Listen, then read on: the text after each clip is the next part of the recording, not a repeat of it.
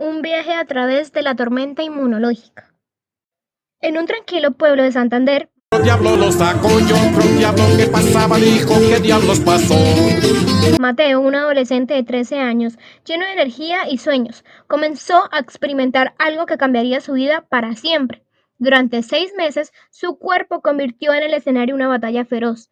3 brotes devastadores que le arrebataron la coordinación motora y hasta el control de sus funciones más básicas. Las imágenes de su cerebro revelaban un paisaje marcado por cicatrices, múltiples lesiones desmelinizantes, agujeros negros en la sustancia blanca y una atrofia que no correspondía a su edad. Este no era un caso común de esclerosis múltiple, era una forma altamente agresiva que demandaba a su cuerpo a entender profundamente qué estaba ocurriendo dentro de su sistema y sobre todo en el sistema nervioso central. Todo comenzó fuera del sistema nervioso central, en los ganglios linfáticos periféricos de Mateo. Años atrás, quizás durante una infección viral común en su infancia, su cuerpo había generado células T autorreactivas que en circunstancias normales deberían haber sido eliminadas o mantenidas bajo control. Sin embargo, factores genéticos, ambientales y la exposición a patógenos específicos rompieron esta tolerancia periférica. Las células T reguladoras perdieron la capacidad de suprimir estas células agresivas, mientras que las células B y T efectoras se volvieron resistentes a los mecanismos del control. El sistema inmune de Mateo ya no reconocía lo propio de lo extraño, cuando se trataba de antígenos del sistema nervioso central. Desregulación del sistema inmune fuera del sistema nervioso central, mostrándoles el fallo en la tolerancia central y periférica. Los primeros disparos de esta guerra vinieron del sistema inmune innato. Las células gliales del cerebro de Mateo, que son los astrocitos y la microglia, expresaban una amplia variedad de receptores tipo tal, TLRS. Cuando estos sensores detectaron el patrón molecular asociados a los patógenos o las señales de daño, se activaron inmediatamente.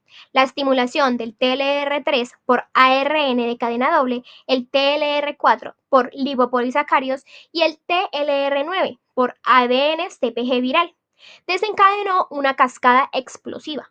La microglia comenzó a secretar citoquinas proinflamatorias, que sería la interleuquina 6, la interleuquina 1 beta y el factor de necrosis tumoral alfa. Inundaron el microambiente cerebral, mientras que los infertores tipo 1 intentaban modular la respuesta.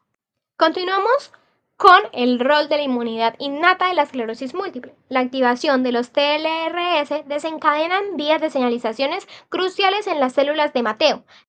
La vía MyD88, que es la respuesta primaria de la diferenciación mieloide 88, condujo a la fosforilación de IKB, permitiendo el factor nuclear KB se trasladara al núcleo celular. Allí, NF-KB orquestó la transcripción de genes inflamatorios, que serían la interleuquina 6, el factor de necrosis tumoral, la interleuquina 1, la interleuquina 12, E-selectina, MCP1 y, por último, la interleuquina 8, que comenzaron a expresarse masivamente. Paralelamente, la vía IRF7, que sería el factor regulado de interferón 7, activa la producción de interferones alfa y beta. Los receptores NOD, estimulados por ATP y otros genes, activaron el inflamosoma NLRP, formando un complejo con ASC y caspasa 1, lo que resultó la activación de la interleuquina 1 beta, formando así un factor crítico que promovía la inflamación, la autofagia y la muerte celular. Ahora vamos con la fisiopatología de la esclerosis múltiple. Los factores proinflamatorios generados activaron intensamente la microglia y las células endoteliales de los vasos sanguíneos cerebrales de Mateo. Las células endoteliales aumentaron la expresión de moléculas de adhesión como la E-selectina y la VCAM1 en su superficie, transformándose así en faros que atraían las células inmunes circulantes. Metaloproteinasas de matriz MMPS comenzaron a degradar los componentes de la barrera hematoencefálica, abriendo así brechas en la muralla protectora. Las quimioquinas, especialmente el CX3CL1, actuaron como señales químicas irresistibles que guiaban las células T autorreactivas y macrófagos desde el torrente sanguíneo hasta el sistema nervioso central. Una vez comprometida la barrera, oleadas de células inmunes periféricas cruzaron hacia el cerebro y la médula espinal de Mateo. Los monocitos, las células T, CD4 positivas y las CD8 positivas, las células B y las natural killer atravesaron el endotelio vascular formando manguitos perivasculares característicos. Los macrófagos perivasculares residentes del espacio perivascular extendieron sus prolongaciones a través del endotelio para interactuar directamente con las células T en la luz vascular, facilitando aún más la transmigración. Las células dendríticas foliculares en el cerebro actuaban como células presentadoras de antígenos, preparando el terreno para las respuestas autoinmunes más específicas contra los componentes neurales. Ahora miraremos la participación de macrófagos perivasculares en los ganglios linfáticos periféricos y ahora dentro del sistema nervioso central de Mateo ocurrió el evento crucial, la presentación antígena. Las células dendríticas capturaron proteínas de la vaina de mielina, la proteína básica de mielina, la MPB, luego la MOG, que es goligoproteína, oligodendrocitos de mielina, y la proteína proteilipídica, que sería la PLP, liberadas por daño previo o por mimetismo molecular con antígenos virales. Estas células presentadoras procesaron los antígenos y los exhibieron en moléculas del complejo mayor de histocompatibilidad clase 2 a las células TC4 positivas vírgenes. El reconocimiento entre el receptor de las células T, el TCR, y el complejo mayor de histocompatibilidad péptido, junto con señales coestimuladoras, activó completamente a estas células T. Mecanismos que conducen a la neuroinflamación. Las células TCD4 positivas activadas de Mateo no permanecieron indiferenciadas. El microambiente de citoquinas determinó su destino. Interleuquina 12 e interferón gamma promovieron la diferenciación hacia las células T helper 1, TH1, productoras de interferón gamma, que activarían macrófagos. Circunstancialmente, interleuquina 6 junto al TGF-beta indujo la diferenciación de células TH17 secretoras de interleuquina 17, una citoquina extraordinariamente proinflamatoria que reclutaba neutrófilos y perpetuaba la inflamación. Estas células TH1 y TH17 sufrieron expansión clonal masiva, multiplicándose hasta formar ejércitos de células autorreactivas. Simultáneamente, las células TCD8 positivas citotóxicas también se expandieron, preparadas para reconocer antígenos presentados en el complejo mayor de histocompatibilidad clase 1 y destruir directamente las células que los expresan. Ahora vamos con la respuesta inmune de la esclerosis múltiple. El sistema nervioso central de Mateo se convirtió en un hervidero de señales químicas. Las células TH1 liberaban interferón gamma e interferón alfa, mientras que las TH17 producían interleuquina 17, interleuquina 21 e interleuquina 22. Estas citoquinas proinflamatorias activaban aún más los macrófagos y la microglia, creando así un círculo de realimentación positiva devastador. Las quimioquinas específicas dirigían el tráfico celular. CXL10, actuando sobre CXCR3, atraían las células T, monocitos, células natural killer. El CXCL12 vía CXCR10 actuaban sobre las células B, TH1, TH17. El CXCL13 organizaba la formación de estructuras linfoides terciarias. El CCL2 mediante CCR2 convocaba monocitos y células dendríticas, y el CCL5 mediante CCR5 guiaba las células T y monocitos. Esta tormenta química amplificaba exponencialmente la infiltración inmune. Seguimos con los roles de diferentes quimioquinas, sobre todo en la patogénesis de la esclerosis múltiple. Las células B jugaron un rol multifacético en el cerebro de Mateo. Además de producir anticuerpos, actuaban como células presentadoras de antígenos altamente eficientes, activando las células T autorreactivas. Cuando las células B se encontraban con sus antígenos específicos en el sistema nervioso central, maduraban las células plasmáticas que se encontraban en grandes cantidades de inmunoglobulinas, como la IgG. Estos autoanticuerpos anti-MOC, anti-MBP, anti-AQP4, anti-GLAC y anti-NF se unían a sus blancos en oligodendrocitos y neuronas.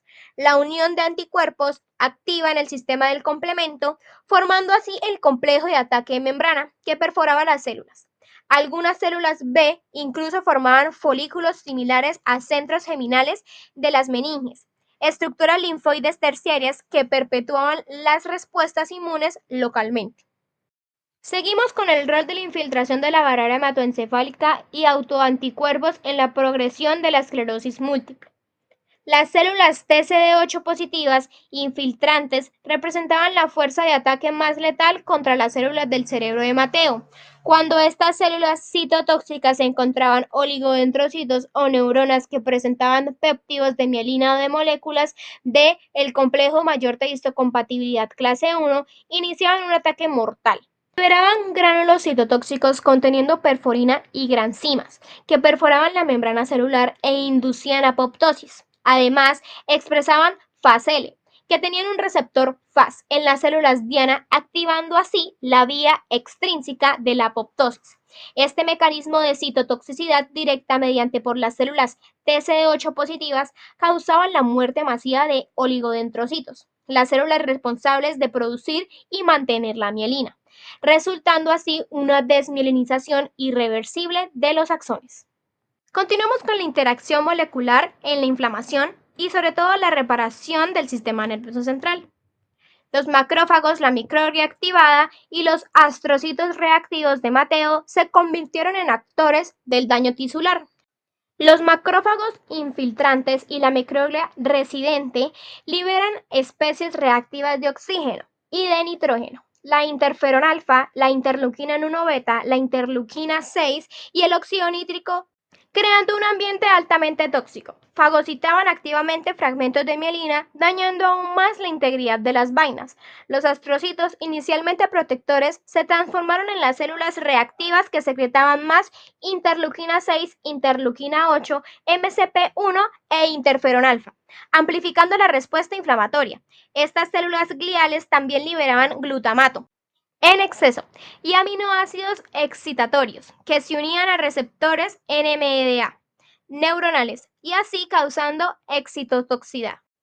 Proseguimos con el rol de las células no neuronales en la patogénesis de la esclerosis múltiple. El ambiente inflamatorio crónico en el cerebro de Mateo desencadenó procesos neurodegenerativos devastadores. Las ROS y las RNS producidas por las células inmunes causaron mucho daño mitocondrial en neuronas y los oligodendrocitos, así acumulando mutaciones en el ADN mitocondrial y comprometiendo la producción de ATP.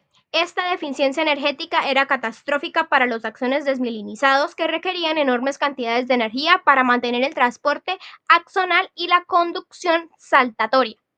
Los canales iónicos neuronales, que son ASIC1, TRPM4, NAP1.2 y NAP1.6 se distribuían compensatoriamente a lo largo de los axones desmielinizados para mantener la conducción eléctrica, pero esta redistribución combinada con la acumulación de glutamato provocaba el desequilibrio iónico y la sobrecarga de calcio. El daño se propagaba de forma retrógrada hacia el soma neuronal y de forma anterógrada hacia las terminales axonales, que sería la degeneración de guayerina, culminando con la apoptosis o necrosis neuronal.